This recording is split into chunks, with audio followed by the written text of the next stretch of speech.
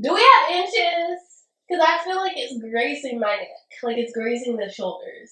Is it? Is it grazing the shoulders? I'm 9 months locked. What? Like I can't get over it. And like I would always be looking to other people so I could kind of have an idea of what to expect. Like what were my locks gonna look like at 1 month, at 2 months, 3 months, 4 months. I was combing through every single YouTube video. I would be skipping ahead and I could not imagine myself being at the point where it's like, oh wait, it's me now. And now I'm that person that can show you what your locks are going to look like at 9 months. So let's do a quick 360 because I know that's what I always wanted to see. Like, I wanted to see the hair. So I'd be like, stop talking and show me your hair. So here we go. This is what my hair is looking like at 9 months. Okay, so do we have length, you guys? Like, do we have inches? Because I feel like it's grazing my neck. Like, it's grazing the shoulders. Is it? Is it grazing the shoulders? Let's do a little tilt back. Okay, so if I tilt back, it's clearly touching my back. But if I sit straight, it's like just like regular, like this. This is my least favorite side because I just don't like the layers, and because I'm always flipping my hair to the side, the shorter hairs come over and I just feel like it doesn't look great. And then I have some scraggly hairs that are like longer than the rest and I just don't like it. So yeah, this is my good side. Alright, now let's get into what these locks are looking like. So most of my locks are actually budding. So this is a good example of some budding locks. If I stretch it, like there's no more, it's basically fully shrunk. Like it can't really shrink anymore, and if you pull it, you can see like there's no give, there's no stretch. So like that's how I know that the lock is like well on its way to being fully formed. If it wasn't like that, like if it was stretching out, I would know it had a lot more bunching up to do. Alright, let's get one from the front here. Alright, so this one, it's kind of funny because it basically locked up without shrinking. So that's why it's longer than the rest of them. You can see it's a little bit thinner than the rest of them too. And it kind of hangs longer, which is annoying. And then let me show you some locks that are still twists. Okay, so here's a good example. This one still has its twist pattern. And like if I stretch it, you can see like it still has that like springy thing going. And then you can still see the twist pattern right here. And I do have some curly ends. Let's see. Like this one. You can see the end is just like pretty coily. And then I do have some coiled ends that just locked in a coil.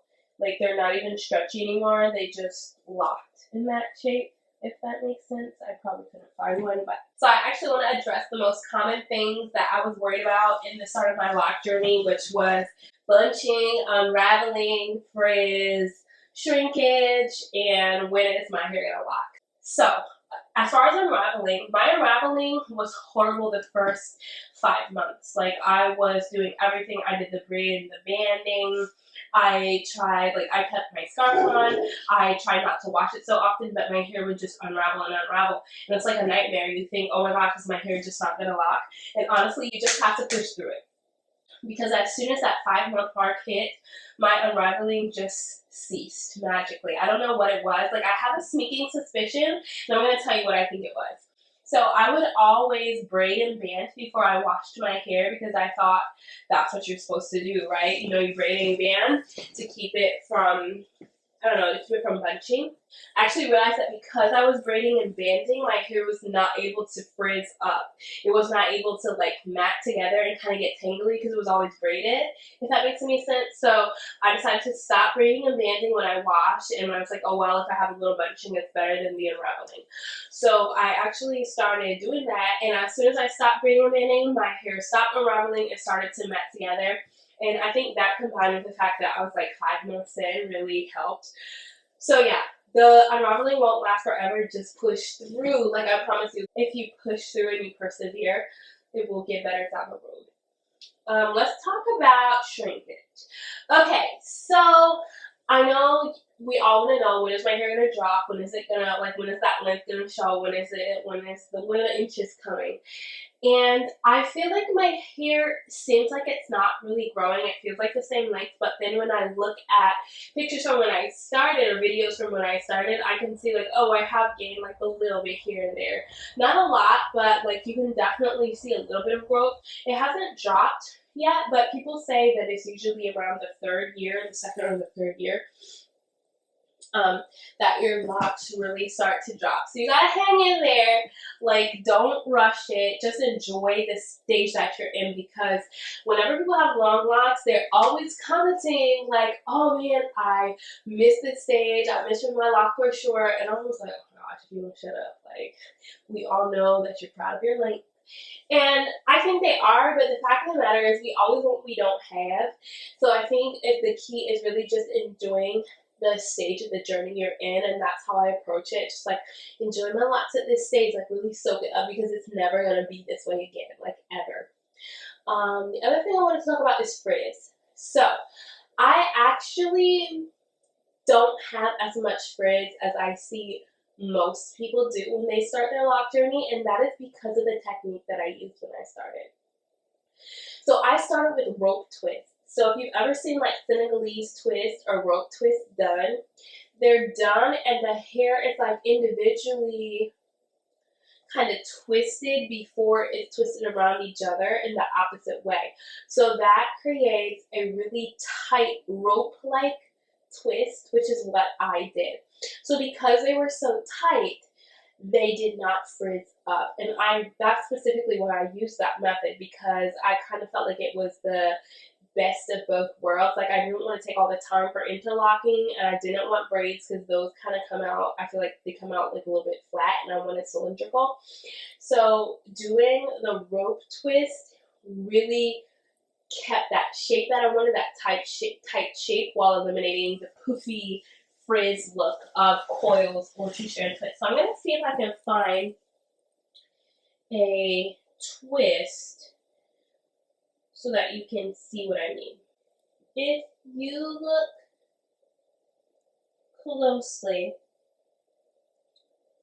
you can see the twist pattern starting about right here, okay? And you can see that there's no difference in like the puffiness or the frizz or like the shape of the interlocks and the rope twist. And I did that on purpose, okay?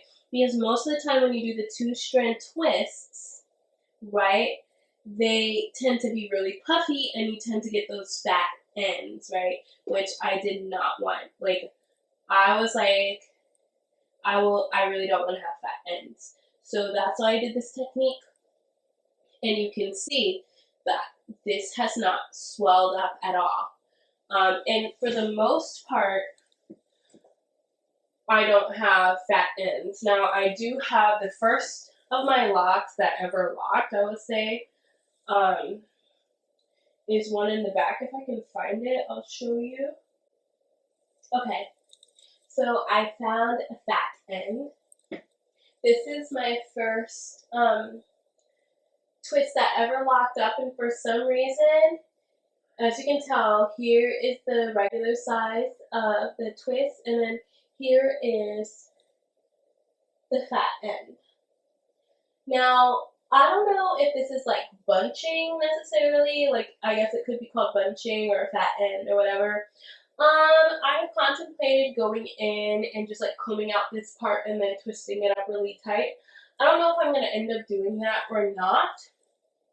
It doesn't bother me a lot simply because I don't really have lots of those. Most of mine are even, as you can see, like they're even from top to bottom. If I end up having a lot, I would definitely consider like combing them out and just tightening the ends by twisting them back up. But fat ends typically happen when the end of your hair is either loose or twisted very, very loosely. If your loctician was kind of like lazy when they installed your locks and they didn't twist it tightly to the end, it can end up locking. Okay, so let's do some close-up visuals on this hair. Let's get into it. Get into the scalp. So I actually did this not on a fresh retwist because I just felt like that was not as realistic. My hair only looks like it's freshly done for like a week. And the rest of the time, it looks like an overgrown garden. So this is what my scalp looks like. These are what my locks are looking like. So, and then right now it looks like I have no grid, but that's because my hair is like an overgrown garden and I'm in desperate need of a retwist. This is what my back is looking like.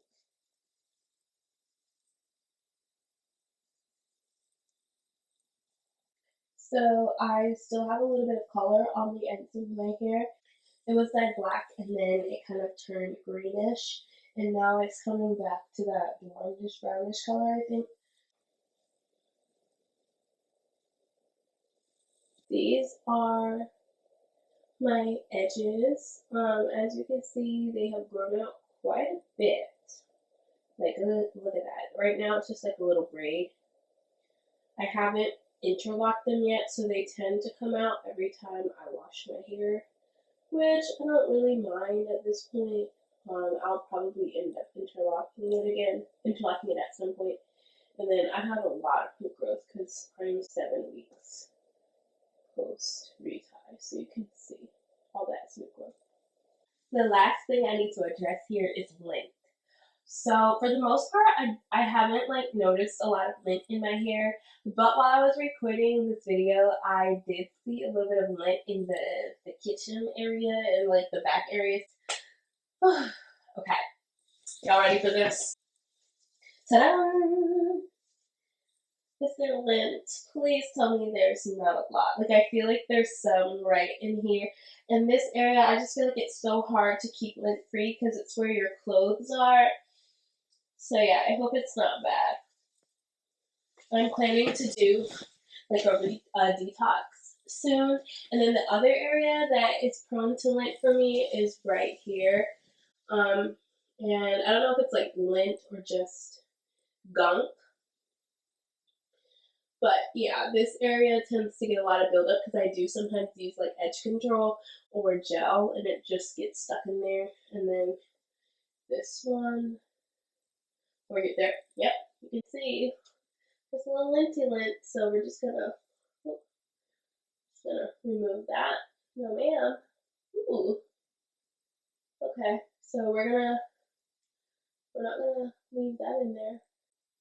Alright, so we are going in with tweezers. The most stubborn lint I've ever had. We're gonna do this off camera.